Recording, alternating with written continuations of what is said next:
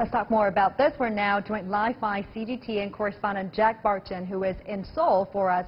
Thank you for joining us, Jack. What is the South Korean government saying about the military drills, first of all? Well, I'm actually up in Paju, about 6 kilometers from the DMZ, so not too far from where those talks were held. They were actually held over on the DPRK side of the military demarcation line, and they seem to have got off to a good start with a bit of perhaps dark humor from Lieutenant General Iksan from the DPRK side, who commented to South Korean military Major General Kim Go-gyeon,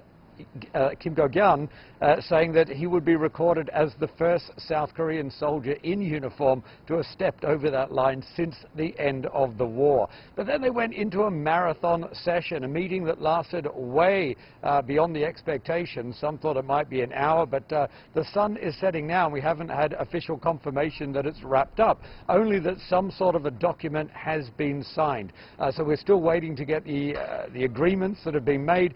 But before going into that meeting, Kim Go-gyeon, the Major General from South Korea, had said they would try to make extensive advances at this meeting, given the last one was 10 years ago. So they had a lot on the agenda, on top of trying to establish formal, permanent military ties, so they didn't have to respond in an ad hoc nature to each other as each crisis arrives. And that included setting up direct hotlines between each of the military commanders. On top of that, they wanted to prepare the way for a very high-level defense minister meeting coming up sometime in the unspecified future. So again, we don't have the details of the agreement today, but the very fact that they're sitting down having these talks after a 10-year break is in itself a major breakthrough. Yeah. What more have you learned about the general level of military talks? Has it led to any breakthroughs yet?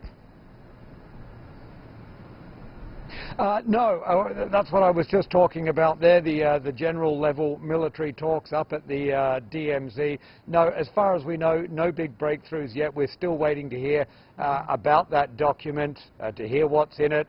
They've clearly signed something. The expectation is there will be something major in there, but we haven't heard what it is yet. Yeah. And what about the reactions coming from the South Koreans, especially those living near the demilitarized zone? You know, we had elections right across South Korea yesterday. There were sort of general elections to elect mayors and governors, and also by-elections for the National Assembly. And what the government saw was an overwhelming landslide. They took 14 of the 17 regions, and it's clearly a big endorsement for Moon Jae-in and his policies. Of course, he has other policies beyond the inter-Korean policies, but you know, this came a day after the big summit in Singapore. Clearly, these are tied in, so it's a ringing endorsement. I've also been up at the DMZ throughout the week, speaking to people, and there seems to be a general atmosphere of cautious optimism. We can listen now to just a few of the people I spoke to up there at the demilitarized zone. We do not expect too much to change after one or two meetings between the two Koreas.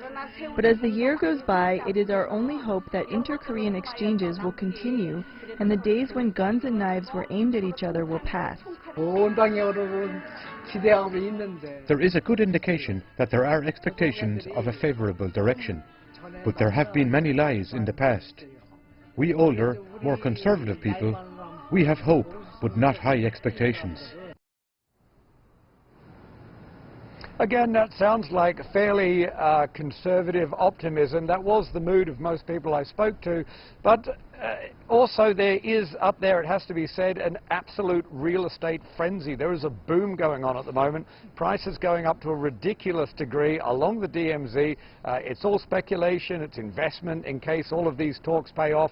It's got to the point where the government's now threatening to step in before there is a major bubble there. And on top of that, talking to the tour group organizers, one positive outcome, another positive outcome, tourists coming in droves, not just from around the world, a lot more people coming from China, the United States, but they say South Koreans coming up who've never had much of an interest in the DMZ before.